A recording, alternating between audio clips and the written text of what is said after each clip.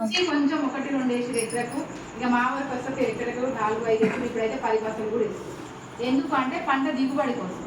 మనం ఏమనుకుంటున్నాం అంటే ఈ సంవత్సరం 2 బస్తాలు తక్కువ చేసినాం కాబట్టి దిగుబడి తక్కువ వచ్చింది అనుకుంటున్నాం. ఇది నష్టపోతుంది మనం ఆలోచించలేదు.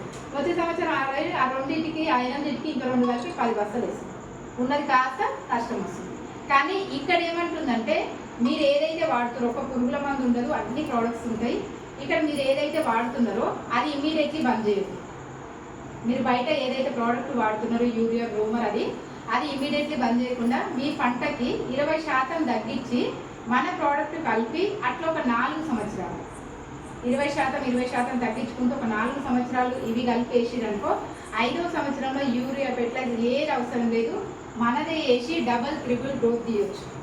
ఇప్పుడు మీరు ఆఫ్ చేసుకున్నా గ్రోత్ మంచిగా వస్తుంది. కానీ భూమి మొత్తం సేంద్రియంగా రావాలి, పంట దిగుబడి ఇంకా మంచిగా ఉండాలి, ఆర్గానికే తినాలి నేను అనుకుంటే 4 సంవత్సరాలు వెయిట్ చేయాలి. ఆ లోపు మనం మెల్లమెల్లగా తగ్గించుకుంటూ రావాలి. మనం ఆర్గానిక్గా పండించాలంటే ఒక భూమిని 4 సంవత్సరాలు వదిలేయాలంట, వీడుగా వదిలేసి మళ్ళీ మేకలేరు అదన్నీ వేసి దున్నిన తర్వాత ఏదైనా పంట వేస్తే మంచిగా వస్తుంది.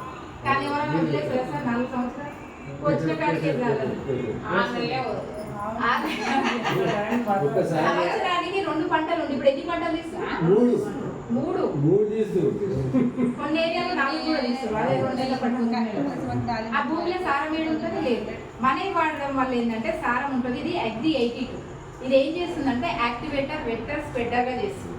మనం ఏదైతే మందు కొడుతున్నామో అది పొలానికి స్ప్రెడ్ అయ్యేటట్టు చేస్తుంది. దీన్ని చిన్న డెమో ఫోన్లో చూస్తాను. మీరు స్ప్రే చేస్తారా సార్? పత్తి చెంది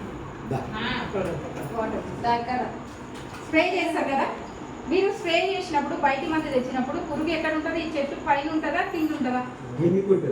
ఇదే ఆకు కిందకు ఉంటుంది. మీరు స్ప్రే చేస్తారు పురుగు ఉందయ్యా అని ఫెర్టిలైజర్ దగ్గరికి పోయి స్ప్రే చేసి మంది జరా మా దాంట్లో పుల్లు ఉందంటే మీరు తీసుకొచ్చి స్ప్రే చేస్తే దీని మీద తుప్పులు పడుతుంది కానీ మొత్తం పీల్చుకోరు. అవునా కదా? అదే చిన్న చిన్న రంధ్రాలు లాగా పడతారు కానీ దీనికి పోదు.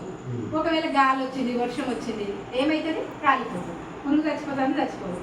ఫస్ట్ 200 మందు తెస్తాం. మళ్ళీ ఆయన దగ్గర పోతాం. ఎవరు? మందు షాప్ ఆయన. అయ్యా నువ్వు ఇచ్చింది అసలు నాకు పురుగే రావలే, మరి ఇంకేదైనా మంచిది ఉంటే ఇయ్యి అంటారు. మళ్ళీ 500 700 ఇచ్చి మళ్ళీ తెచ్చి మళ్ళీ కొడుతాం.